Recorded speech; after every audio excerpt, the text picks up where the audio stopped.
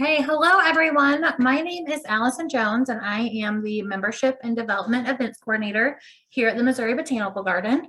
Thank you so much for joining us for today's Member Speaker Series program. Before we dive into Inside the Herbarium, I'd like to take a moment to tell you all a little bit more about next month's speaker series, An Evening with the Arbornaut. Dr. Meg Lohman, known affectionately throughout the world as Canopy Meg, is a global pioneer in forest canopy ecology and one of the world's foremost arbornauts, or someone who explores and studies the vast forest canopies that make up what she has termed the Earth's eighth continent. Meg has been named the Real Life Lorax by National Geographic, and she focuses her work on exploring, researching, and conserving global forests, mentoring the next generation in sustainability and forest stewardship, and educating diverse audiences through storytelling. Meg will be joining us virtually to discuss her new memoir, The Arbornaut, A Life Discovering the Eighth Continent in the Trees Above Us. This program will take place over Zoom on Tuesday, June 7th at 7 p.m. Now, on to today's program and the reason we are all here today, Inside the Herbarium. Dr. Jordan Teisher, Curator and Director of the Herbarium, will lead us on a tour of the Herbarium and tell us all about our preserved plant collection.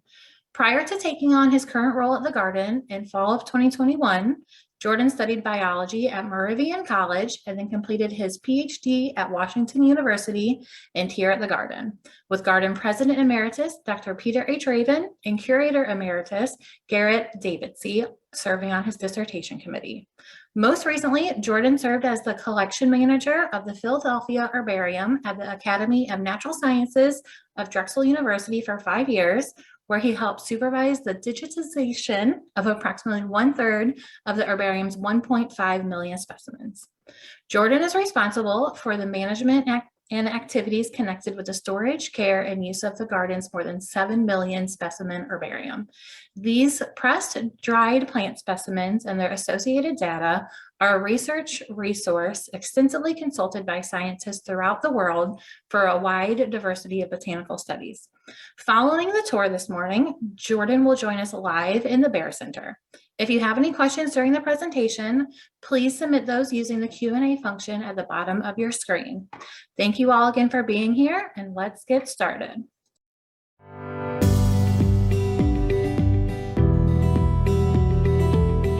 Hi, I'm Jordan Teisher, Director of the Herbarium at the Missouri Botanical Garden. We're here outside of the Lehman building where half of the herbarium is stored. This is a research facility normally closed to the public, but we want to give you a little bit of an inside look into what goes on here. Half of the collection is housed here in the lower level, and then the other half of the collection is in the Bayer Center. The collection is divided based on what kinds of plants they are. So all the monocots, gymnosperms, and bryophytes, mosses, liverworts, and hornworts, are in this building. The bulk of the eudicots are in the other building. So that's things like sunflowers and daisies and euphorbs. This is a record of the biodiversity on Earth. It's one of the largest collections of plants on the planet with about 7.75 million specimens. And so almost whatever you want to look at, you can go somewhere in this collection and you can be studying plants from around the world collected over the past 300 years. It's countless numbers of hours of labor, sweaty expeditions into the jungle, into the desert to get these plants. So it's pretty mind-blowing as a resource, and it just feels incredibly rewarding to care for it for current researchers and for future researchers.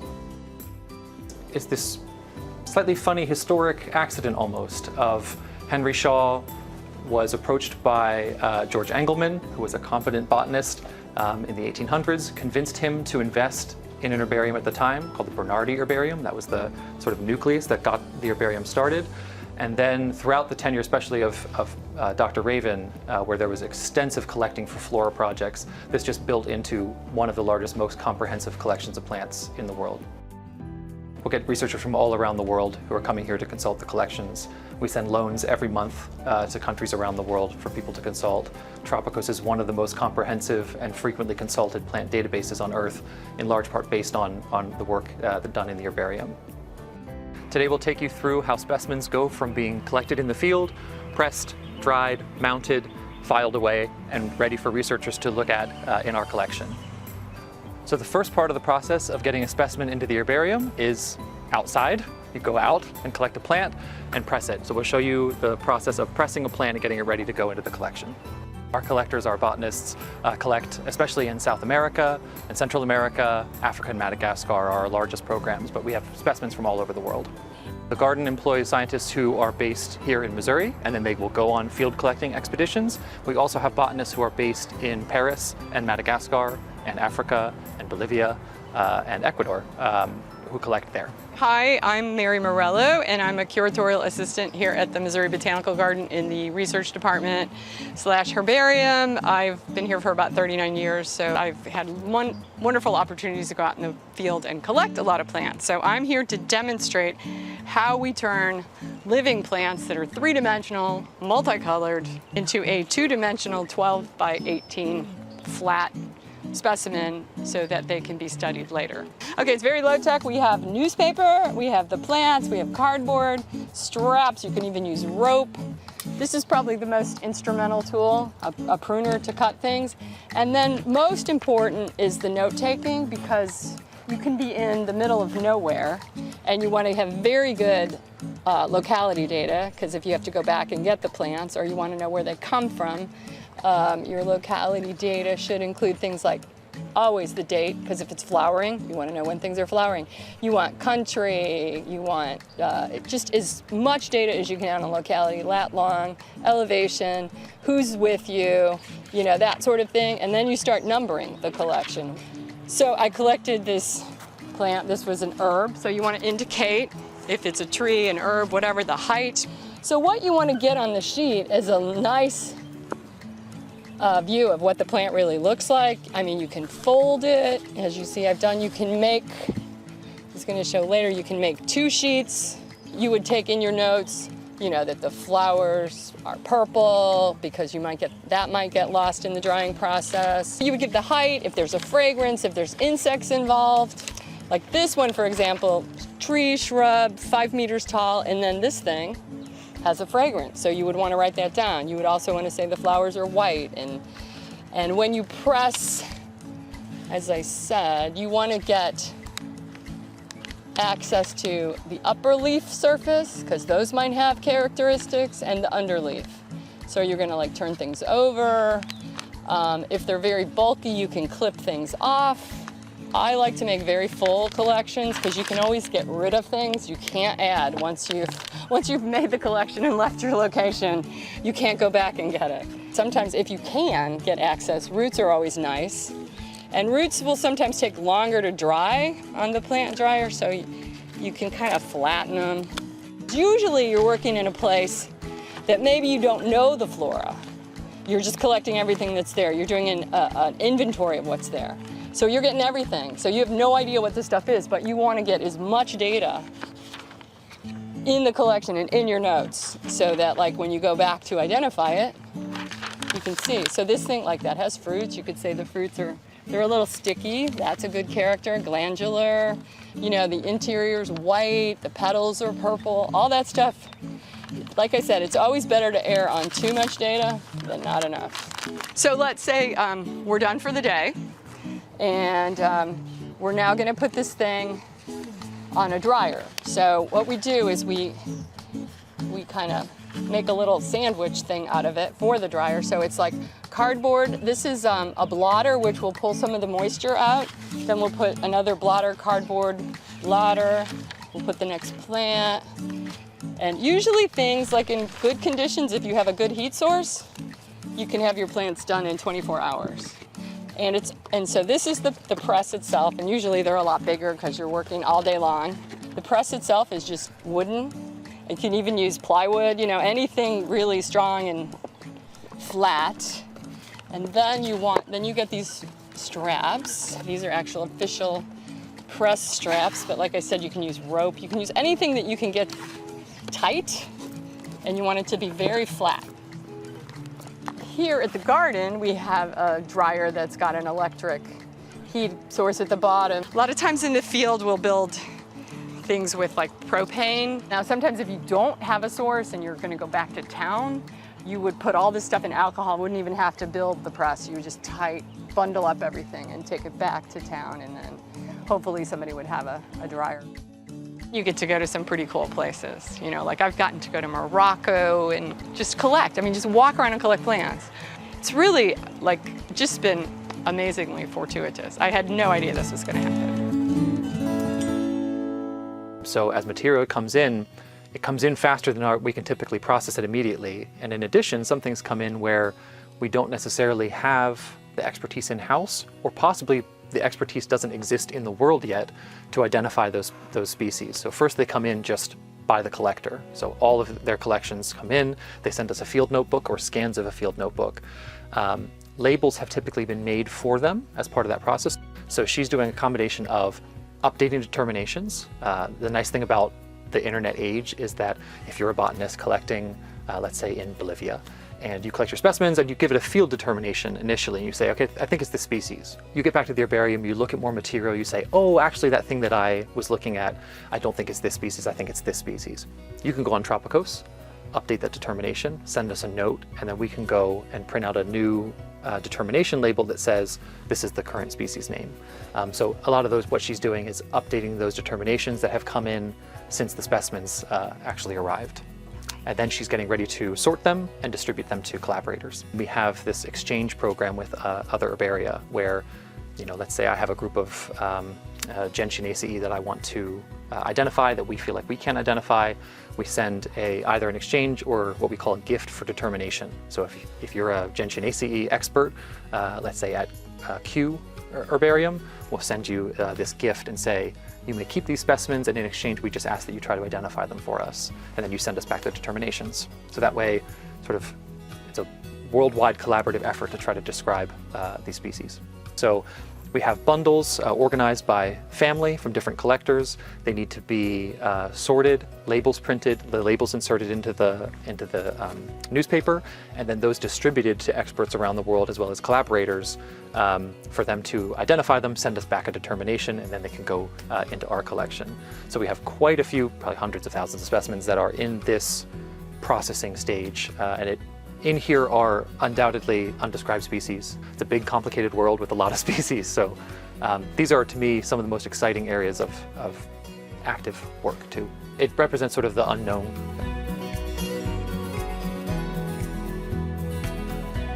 So here we are in the plant mounters room. This is where all of our specimens come in from the field, and they need to be, they're pressed flat, they're dried, which means they're can be slightly brittle, so they need to be attached to a piece of archival paper to help preserve them and protect them. And so that involves a few different steps. There's a gluing step where the specimen's glued onto the sheet with basically a fancy kind of school glue, but it's a special formula that's mixed for us by a chemical company. It's an archival glue designed to be strong enough to hold the specimen, but water soluble, so you could get the specimen off if you needed to, and then also it's acid free, so it's made to last indefinitely. And then the label gets printed about the collections with information about where it was collected, when it was collected, who collected it. That gets attached to the same sheet. So once that process happens, you now have all the information that came with the specimen and the specimen itself attached together to the same piece of paper, hopefully indefinitely. So then you'll never run the risk of having those two things separated. Additionally, some specimens, if they have thick stems or very brittle features, require some extra tender loving care. So a little bit of stitching, some linen strips that we put down across the sheet just to give a little bit of extra support. Oftentimes we'll collect additionally loose pieces, which we call fragments, plant fragments, and they go in the fragment packet. And that's, you know, any leaves that come off in shipping, extra leaves that somebody collected, that way they could be taken off if you needed to do some anatomical work, or in some cases some DNA extractions. You get DNA out of some of these dried specimens, or especially collecting extra flowers and fruits, because often it's essential to be able to dissect those so you can count the floral parts and look at the floral anatomy. Those are important for identifications. So you don't want to have everything glued down really tightly on the specimen, otherwise people can't really study it. We do about 50,000 a year at the moment, accession specimens. It's a time-consuming process, but the benefit is if you do it properly, and we have trained experts here to do it very properly, if you do it properly, it lasts indefinitely. You know, the idea is we want to preserve these specimens for hundreds and hundreds of years. Some of our oldest specimens are several hundred years old. They're still in great shape. You can still see the floral morphology. You can still see, you know, all of the details of the veins on the leaves. So it's worth the time investment. Just you end up getting a little bit of a backlog because we get a lot of collections coming in. Each specimen is different, so you can teach somebody the idea of what it is to glue the plant down, but what you really develop as you do it for a long time is a feel for how the specimen is going to cooperate, how it's not going to cooperate. Some things, when they're dried, they dry very brittly. Other things dry less brittly, but they don't hold glue as well. Some plants have little, if they grow in a very wet habitat, they'll have hairs and things on them that wick water off. It's a water-based glue, so it kind of wicks the glue off as you're trying to put it on. So on top of the art part, there's a science part, which is different species and different groups of plants have different features that are the key features to identify them. So you need to make sure that you're allowing those features to be examined. So for example, we don't typically glue grasses down because you need to look at inner parts of the leaves, you need to be able to dissect the spikelets. So those are just sewn down to the sheet. So it's both science and art, and you can learn it relatively quickly, the basics, but it's, to master it is the work of a long time. So now we're down in the herbarium, in the actual collection next to the compactors, where Mike Blomberg is working on one of our digitization grants. We have 4 different NSF grants to digitize about 1 million specimens from the collection. So that process involves capturing all of the label data into our database Tropicos and creating images for all of those specimens, and then also georeferencing, trying to put a precise coordinate as we can on a map. I am Mike Blomberg. I'm the imaging lab coordinator here at the Missouri Botanical Garden. We pull the plants from the compactors. We grab quite a few at a time, and then we bring them over to our imaging stations, and then we get them prepared for scanning. So our process basically is we just take the specimen, put it in the box. We have that guide that helps us put it in the same place every time. We use this foot switch to take the photo, and it'll transfer over to the software. Does a little bit of image correction. On a general day, we do about 500 per station. After we scan them, we upload them to our database Tropicos, and they're available for the public. Generally, a lot of stuff we're scanning already has, the data entry has already been done for these specimens, so we're just attaching an image. But anything that doesn't already have a data record in Tropicos, we'll go and create a new one and put that information in and attach the image to that. So now we're here at the Bayer Center at the corner of Vandeventer and Shaw, about a block west of the garden's main entrance. Bayer is a newer research building that was built to accommodate the growing herbarium. About half the collection lives here, and we're going to meet up with some of our filers and see how they process the specimens once they've been prepared by the mounters, they've been sorted, and they're ready to go into the collection.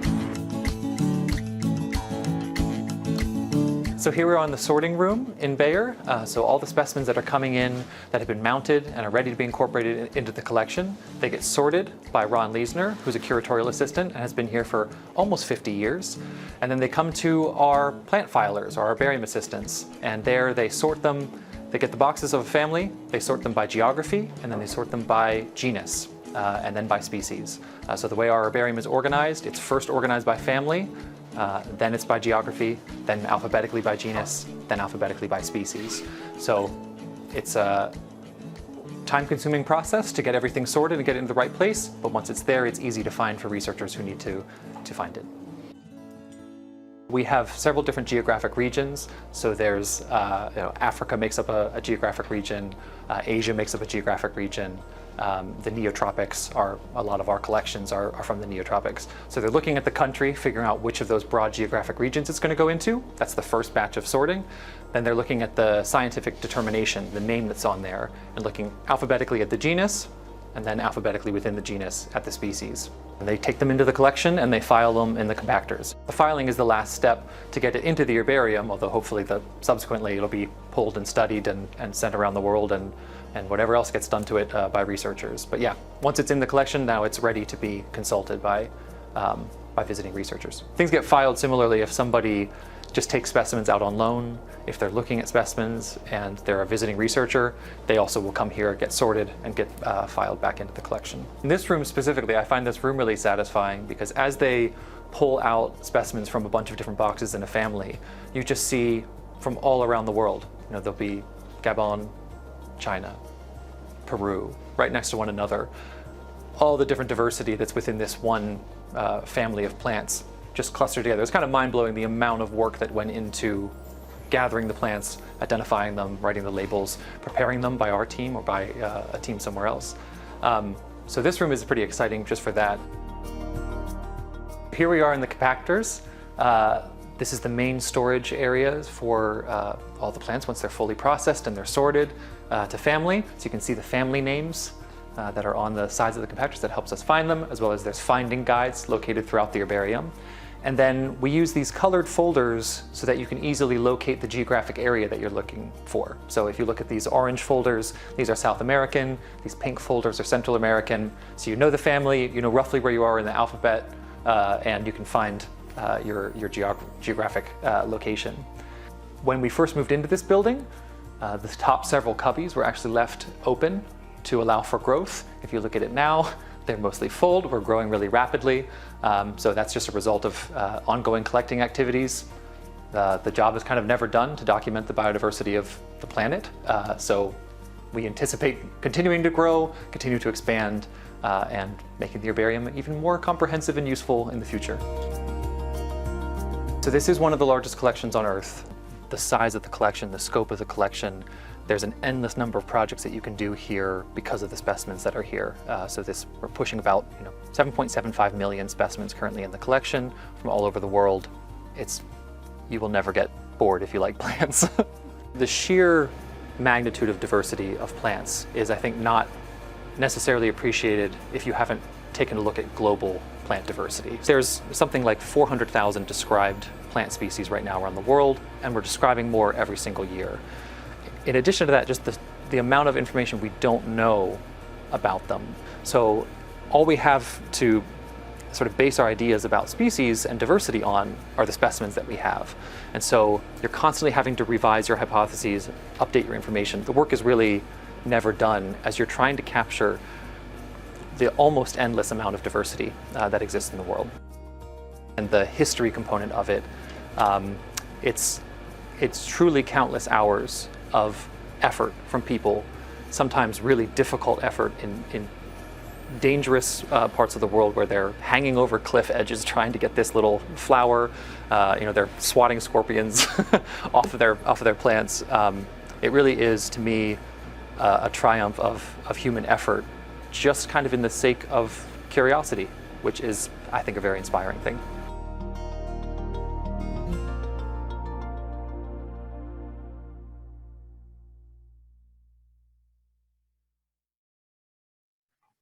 Hi, everybody. So I'm here in the Bayer Center. You just saw me previously in the Bayer Center in the video. So in addition to the sort of general overview, which we couldn't really take you through live to show you all the different sections, I thought I'd also pull a few specimens, tell you a few stories about the herbarium. So when Henry Shaw was founding the garden, he had a colleague named George Engelmann, who you've probably heard of before, who was a physician and a botanist. And Engelmann was really instrumental in establishing the research collections and the library and making the Missouri Botanical Garden a center for botanical research, in addition to being a beautiful place to walk around for the people of St. Louis.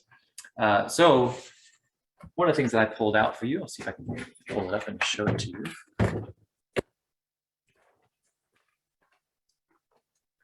So this is a specimen collected by Engelmann. So you probably can't read the label in there in the bottom right, bottom left of your screen. But this was collected on October 9th in 1880. It was collected in California. It's a species of pine, Pinus sabiniana. So Engelmann was a very accomplished botanist and was well regarded by the botanical community of the 1800s, and was encouraged by some of his colleagues to talk to Henry Shaw, who was not a botanist by training, about what this botanical garden could really be if it were made into a proper research garden. And at that time, most of the botanical expertise in the world was in Europe, or the established botanical expertise. And so a lot of descriptions of new species, as people were discovering and collecting plants from around the world, had to be sent back to Europe for identification. That's where they had the herbarium specimens. That's where they had the library books, the reference material to be able to describe new species. And so throughout the 1800s, you really saw the development of an independent American science, and in places like Philadelphia very early on, and then Missouri Botanical Garden in the late 1850s. The very start of the herbarium at the Missouri Botanical Garden, Engelmann went to Europe, took some funds from Henry Shaw to purchase from an estate the herbarium of a man named Bernardi, who had accumulated a fairly large personal collection of about 62,000 specimens collected around the world in the 1700s and 1800s. So that formed the nucleus of what would become the Missouri Botanical Garden's herbarium. It's then grown considerably through time, really active collections, especially in the 60s, 70s, and 80s and 90s, as well as exchanges with other herbaria around the world, like I mentioned in the video tour that you just saw. So speaking of an old specimen, so this is from the Bernardi herbarium. There's going to be a little bit of a glare there. I'll try to avoid it. There's a little indicator at the bottom here that came from the Bernardi herbarium. This specimen is the oldest dated specimen that we found. So it has a tag on it from 1692, collected in Gdansk. We're not quite sure. So I mentioned in the plant mounting section where you saw our plant mounting supervisor, Sally, doing some work on a specimen, that you want to get the label and the plant on the same sheet, because then the data and the collection itself are associated forever. That's standard practice now, but was not necessarily standard practice in the 1800s. We have a lot of cases like this where we have old specimens with multiple labels. So there's a label down here and a label here, and there's a few different specimens. And so what happened was people would keep them in folders, or they keep them in newspapers. And sometimes they would combine collections that were the same species because paper was expensive at the time. So we have to try to piece together, it's a bit of a historic puzzle, and try to figure out, we think, one of the specimens on here is collected in 1692. It might be that one. This one's in really, really good shape. It might be a more recent collection.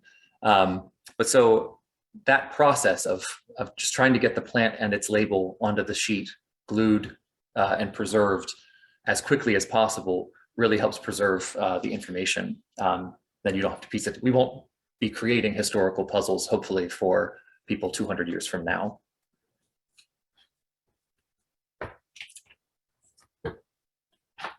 Another specimen I have of a special historic significance.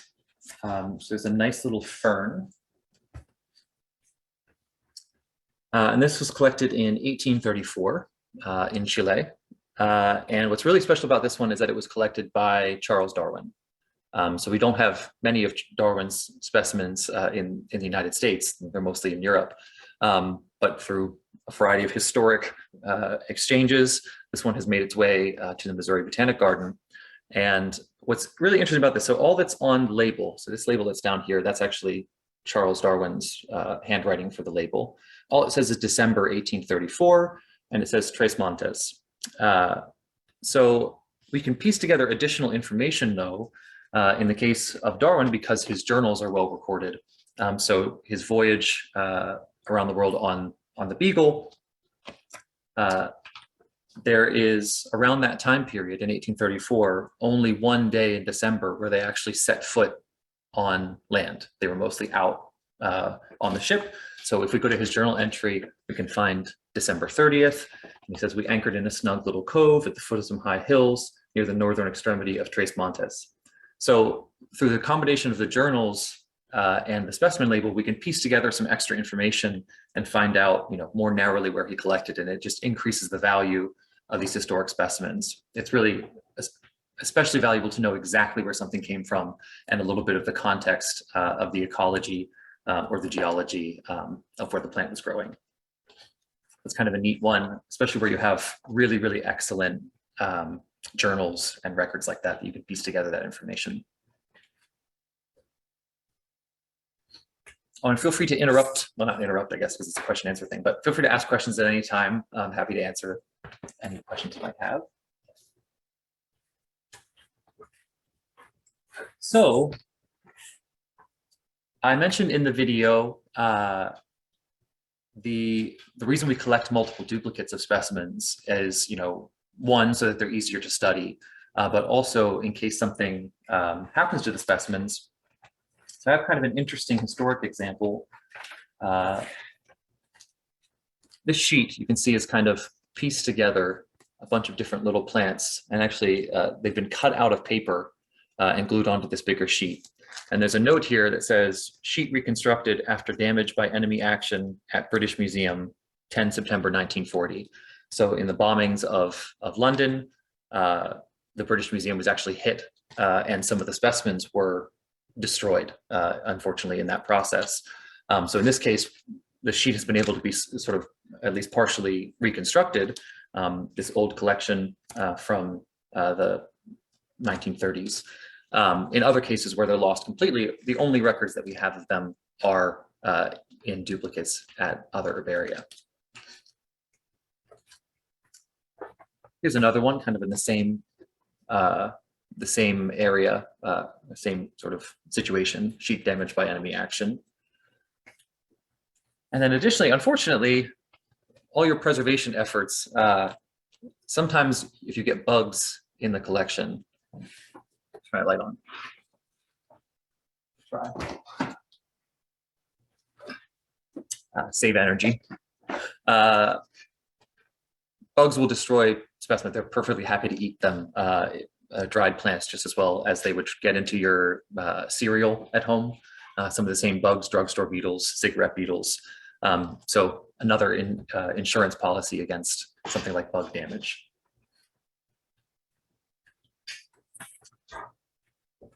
I mentioned we have about 7.75 million specimens. So we're actually coming up on our 7 millionth mounted collection. That's fully accessioned. So our accessioning process actually didn't start on a numeric system until the 1920s. So William Trelease, a former director of the Herbarium, started this accessioning process. And if you see down here in that circle, it says Missouri Botanic Garden 1. So that's the first accession specimen, although this specimen, it's old, it's from 1895, but it's certainly not our oldest specimen. So then through a process of each new specimen that was brought in and mounted, got an accession number. And then we also went back through and gave accession numbers to some of the specimens that had not had them yet. So we're coming up on 7 million, which is really exciting. We have a sheet set aside that's pulled out and ready to go for a special specimen. So if you're following the garden, stay tuned because it'll probably be later this summer that we'll have a little celebration for whatever's to be our 7 millionth officially accessioned specimen. I say we have about 7.75 million, and the reason for the extra 750,000 is there's various specimens in different stages of processing that have not been fully accessioned yet. We've taken some herbaria from other institutions that were not able to keep theirs. Those all need to be incorporated still. So we have 7 million that we have a number for, and then about another 750,000 that we've got pretty good estimates of how many there are, but we don't have that numbered sheet for. Jordan, we have some questions coming in from our audience. So I think I'll start with the same process in the field, people collecting.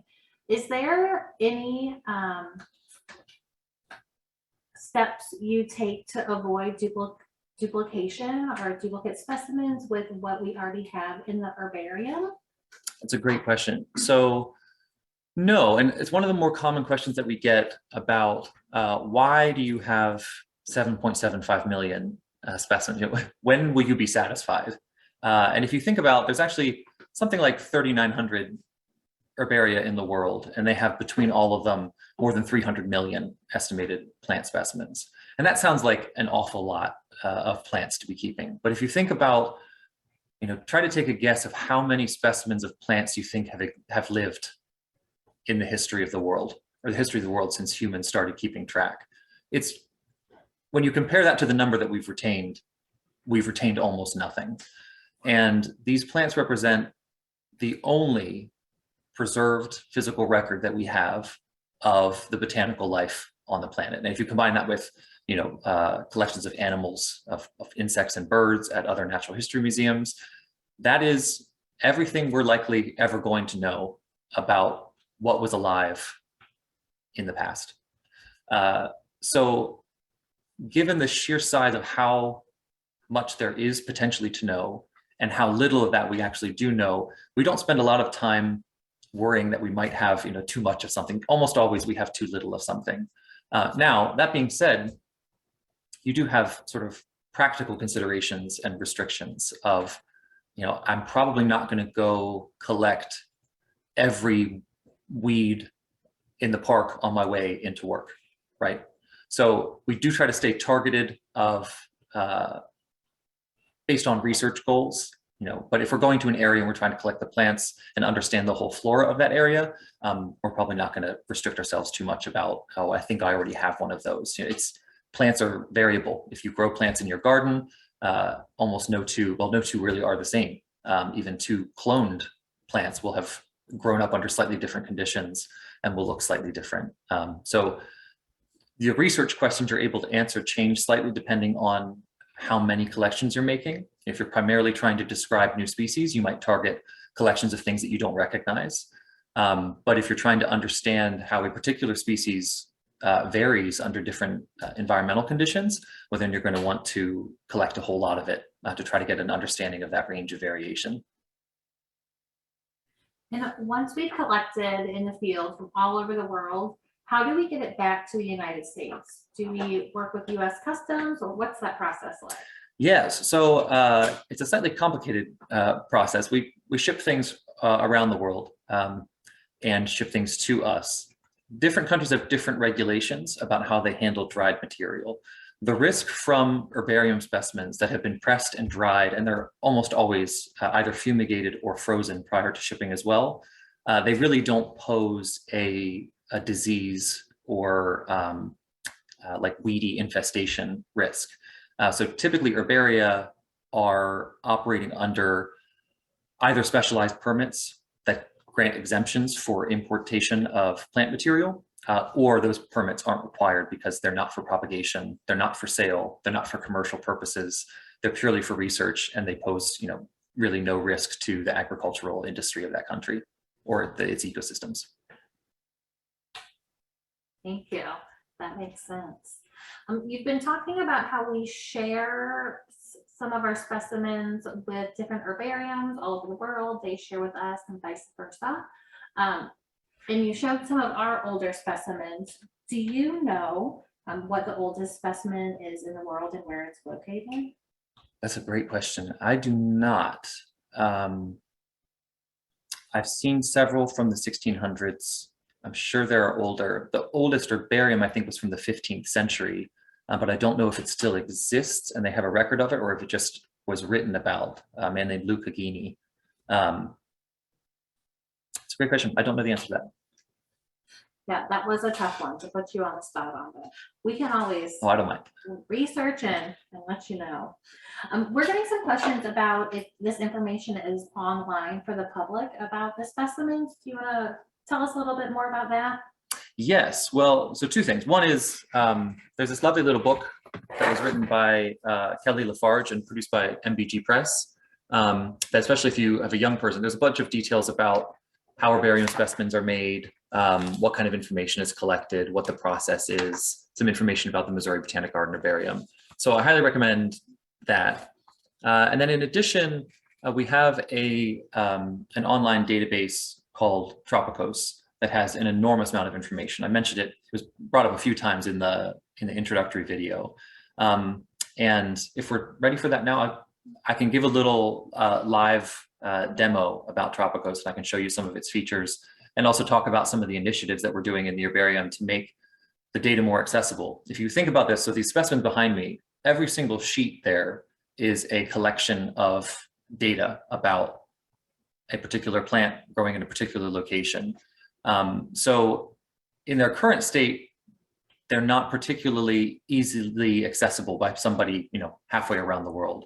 So one of the big initiatives that we're undertaking is to try to digitize as much of that data as possible and put that online so that it can be accessed by botanists wherever they happen to be working. It's always better, if they can come here and see the physical specimens, but in a lot of cases, a lot of those questions can be answered by looking at images or looking at the recorded data. So I will stop sharing this. I'll share my screen over here. Okay, so here we are at tropicos.org. This is the web page for Missouri Botanical Garden data. And there's all kinds of things that you can find. So this part is open to the public. There are some features that require a login, but a lot of the information is just publicly available. So if we look, for example, at a name, I'll pick one that's just of interest to me first. This is a grass genus that's from Africa. So if we look down, we get a list of all of the names that have been published for different species in that genus. So you have individuals get grouped into species, species get grouped into genera, genera get grouped into families. So this is the grass family, Poaceae, genus Aloeochaete, and then these various species.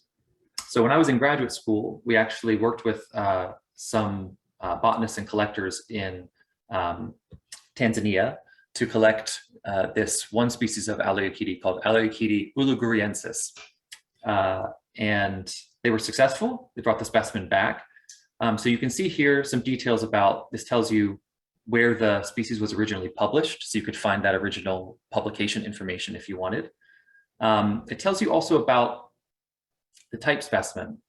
So type specimens are extremely important in understanding plant names. So the type specimen is the specimen to which the name of that species is attached.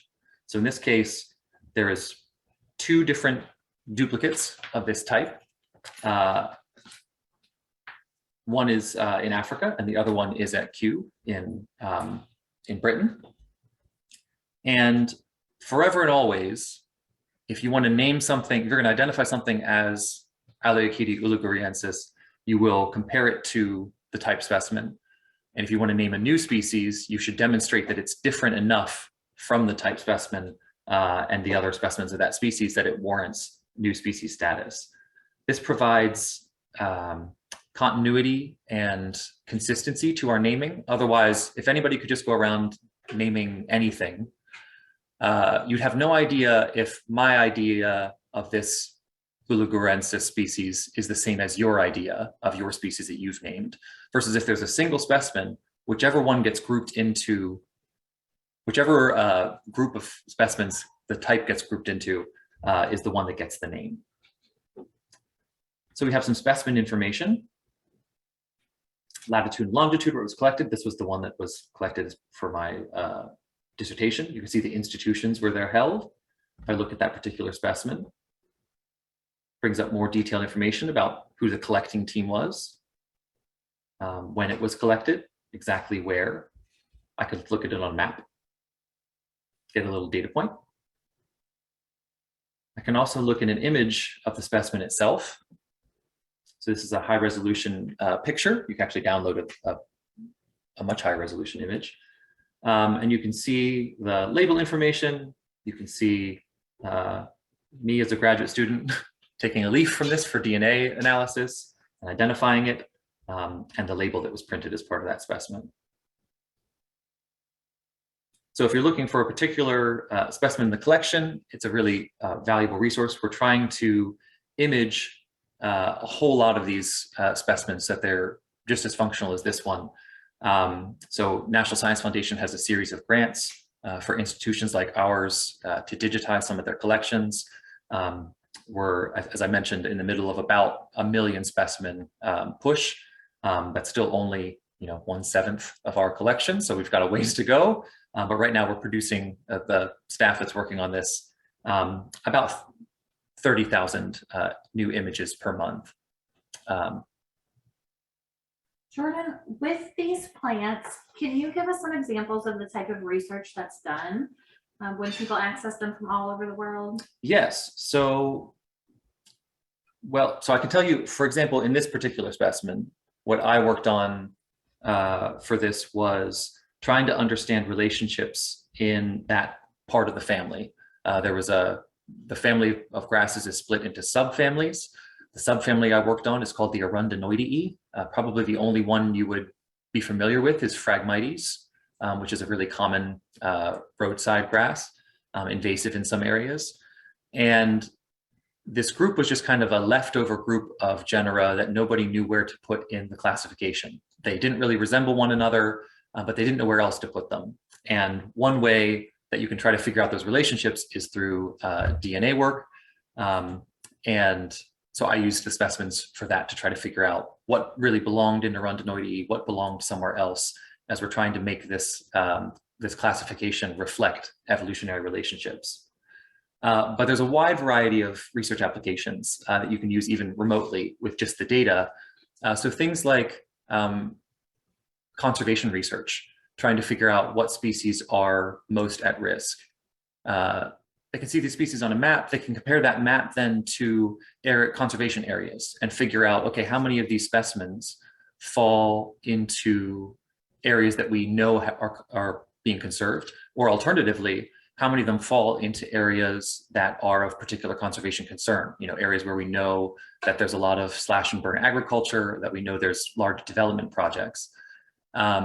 We can do some things with, if you take that same map and you overlay your specimens on it, you can also apply layers of data like climate data or rainfall kind of data and try to come up with what we might call a climate niche for that particular species. Where does the species seem to like to grow? You can then use that information to try to predict other areas where the species would be happy growing. So that's especially useful for things that are invasive. We can do what we call niche modeling. We take the existing specimens that we know of, we get a climate profile for those, for that species, and then we look at a map of the world with climate data and say, okay, where else should we be looking that this invasive species is likely to thrive? And then we can target our conservation areas to those areas. That's just two, go on longer, but that's two examples.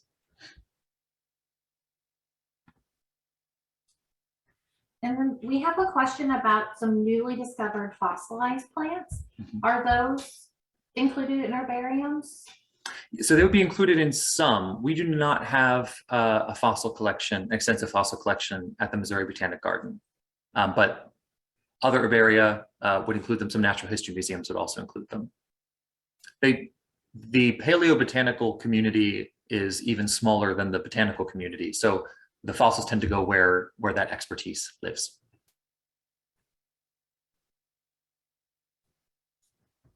So if you look up another name, I can just show you, I believe this is our state flower. Someone from Missouri could back me up.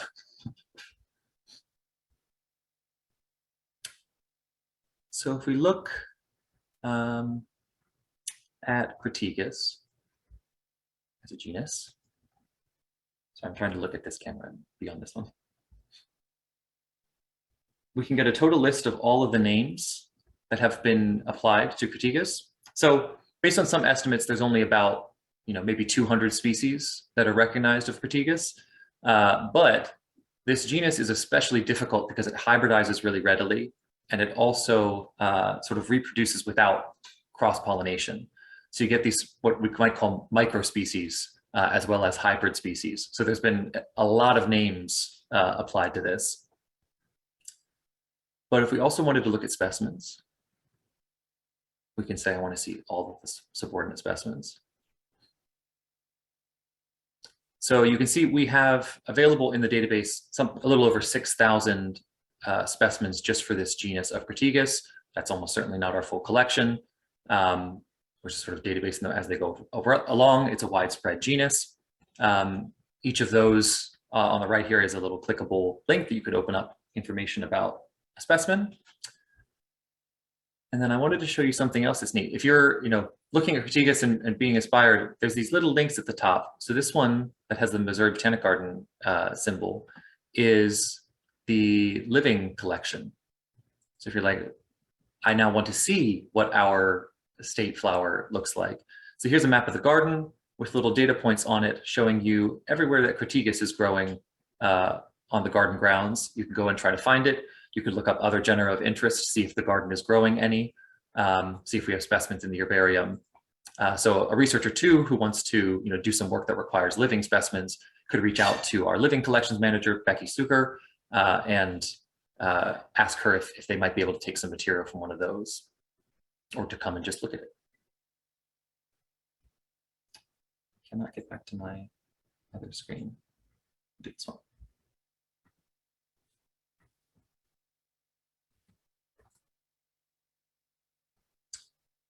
I just wanted to show you as well. In addition to specimen images, we often get, Mary Morello mentioned as she was showing you the plant pressing process, all that information that you're trying to capture about flower color or other features that might not dry super clearly. So we also have the ability to attach images here from the field, which is kind of neat for some of these collections that were collected. Places that individual people might never get a chance to go, or in some of the cases they're collected in places where if you went back there, there is a shopping center, there is a development project. These areas of the world are no longer natural areas. Jordan, you're talking a little bit about conservation, the area where these plants grow disappearing. Do we look at newer specimens for red list? Do we look at newer specimens for red list? Yes. Yeah, so that's an active part of our programs is, I'm actually involved in a small study right now describing some new species of grasses from Madagascar, and red listing assessment is part of that process. Yeah, it's an increasingly vital thing as these, we're in some areas short on time. Things are disappearing faster than we can describe them.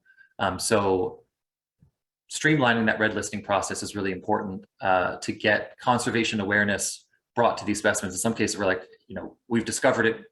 We just discovered it. We already know that it's endangered and it needs to be protected. In other cases, unfortunately, the way that we don't have enough people really working on describing the species of the world. There's many more species than there are taxonomists working on them. So sometimes there's a delay, and we have collections in the herbarium that are probably new species that unfortunately by the time we can describe them, they are already gone. So the collections that are here represent the only record we will ever have for the species. We can't actually go and recollect them.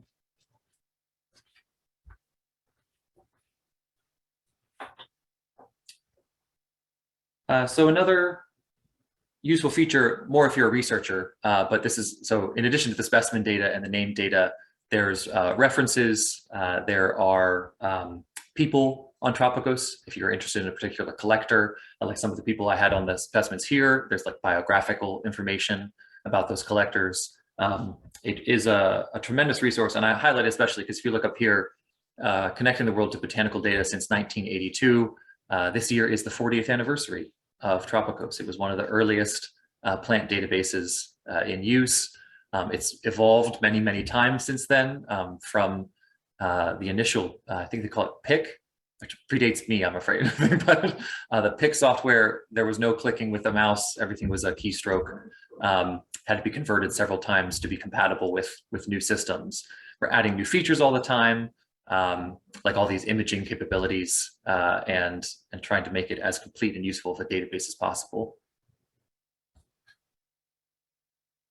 We've got a lot of really great questions coming in. This one is more about where the plants are stored, the building. You showed us some damaged specimens a little bit earlier. Is there a reason that the herbarium is in above ground building versus underground? That's a great question. So the herbarium in Lehman is sort of partially underground. Where the specimens are stored is actually on the lower level.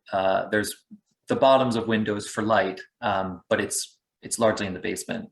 In this building, it's above ground, but it was built specifically with herbarium specimens in mind. So the section that we're in right now with the specimens is actually quite cold. It's kept at about 60 to 63 degrees. The humidity is also controlled. And this part of the building has very few windows in it, just a couple to let in a little bit of natural light.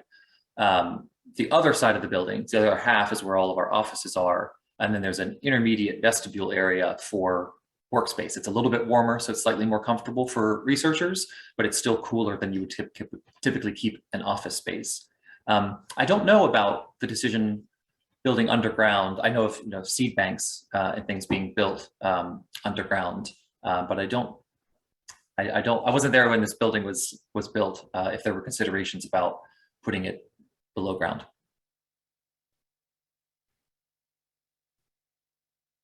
And we've just got some more questions about our collection here that we have at the garden. How many did you say do you think we have yet to be ID'd that are here? Oh, that's a great question. I have no idea the proportion of identifications. There was a paper that came out, a research paper that estimated that about 70% of the collections in an average herbarium are correctly identified or confidently identified. And that sounds really low, but again, especially if you're thinking about the number of specimens collected in areas that are relatively poorly known botanically, it's tough to do much better than that. There's about 400,000 named species of plants in existence. These species have a lot of variation within them, so there's a lot of uncertainty. So I don't think I could put a number on it, but enough to keep you busy. And we're coming close to the end of our time, so just a few more questions. We have one, it's kind of a specific question. We have a viewer who works at a university and found some mounted specimens from the 70s in newer. They are in boxes, still intact. Any tips on how they can help keep those presentable and preserved? Yeah, so the big things are keeping bugs away. It would be the number one thing. If you have the funds available, there's some companies, Viking is one of them, they make some herbarium cabinets that you can store the specimens in. They have a little gasket around the outside that seals tightly enough that bugs can't get in. Most smaller herbaria and smaller collections, they would just keep them in these sort of freestanding, they look like large filing cabinets, but they're for herbarium specimens. You don't really need compactors, until you get to a fairly large amount. The other things are temperature and humidity. As cool as they can be kept, around 60, you don't want them too cold. And keeping the humidity intact also helps to preserve them. Aside from that, keeping them out of direct sunlight. Sunlight will cause them to fade. Plants have chemicals in them that react with sunlight. Those chemicals, if they're no longer alive, don't get replaced. So certain pigments and things will start to break down if you don't keep them out of the light. If you don't have the supplies for an herbarium case, keeping them sort of somewhere darker, tucked away, monitoring for bugs regularly. They make pheromone traps for some of the common pests that aren't terribly expensive. Cigarette beetles and drugstore beetles, you can keep them safe that way. And then if you think that they are getting eaten, freezing for 2 weeks at -20 is usually enough to kill off those bugs. So everything, we actually have 2 buildings. As we move specimens between buildings, we'll typically give them an extra freezing cycle just to make sure that we're not moving a bug from one area to the other, and keep an eye on it. Perfect, thank you. And just one more final question. Can you just talk a little bit about some new and exciting projects that are currently underway at the herbarium? Yes. Oh, so the biggest one is we're about to start another large digitization project for all of our Asian specimens. So it's about another 500,000 specimens. That's especially exciting because a lot of that material came in on exchange from Chinese institutions, and the labels are not in the Roman alphabet. So the average botanist here has a bit of difficulty, though we do have some who read Chinese, but it'll be hugely beneficial to have images of those available online, because it will really help us get additional data on, they're very detailed specimen labels. Just most of our staff can't read them. So that's pretty exciting. I went down to Mississippi not that long ago and arranged with a moving company to bring back a really remarkable herbarium assembled by a man named Sidney McDaniel, who was affiliated with Mississippi State. So one of the next things for the herbarium will be looking to get that material. It's about 265,000 specimens from southeastern United States, from South America, from Alaska. Getting those processed, organized, and incorporated into our collection. Sidney had donated the collection upon his death. He died a few years ago. And it was a real labor of love for him. And so that's exciting to bring that into our collection and for safekeeping. Well, thank you so much. There's a lot of exciting projects underway. It sounds like a lot still yet to be processed and stored away at the garden. Just want to thank you again for taking your time to give us a little behind the scenes tour and answer all of our questions about the herbarium. And of course, thank you everyone at home or wherever you may be watching the program today. I hope to see you again next month. Yeah, thanks so much.